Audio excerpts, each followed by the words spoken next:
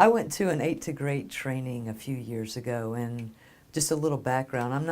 I wasn't really necessarily looking forward to the training. I'm very big on wanting to grow and learn myself, and I typically do that privately. So I read a lot, and when things come up that I'm not sure how to handle, my first response typically is to go to my faith.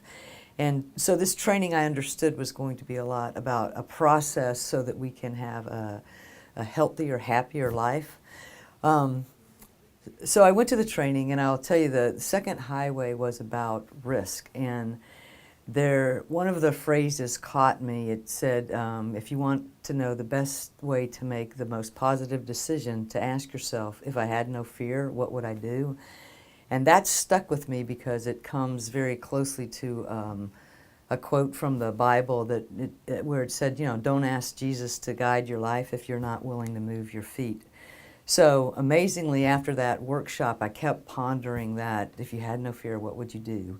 And one of the things that had been weighing very heavily on me is there was a young girl who had been basically living with me on and off since she was about 3 months old, and now she was turning 6.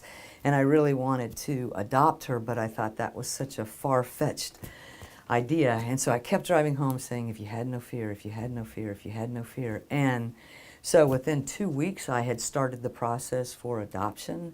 And now, like I said, that's been several years ago. And in 2008, our adoption became finalized. And I am the proud mother of a 9-year-old daughter. And that was the best thing that ever happened to me, because I truly asked myself, if I had no fear, what would I do? And I'm a mother.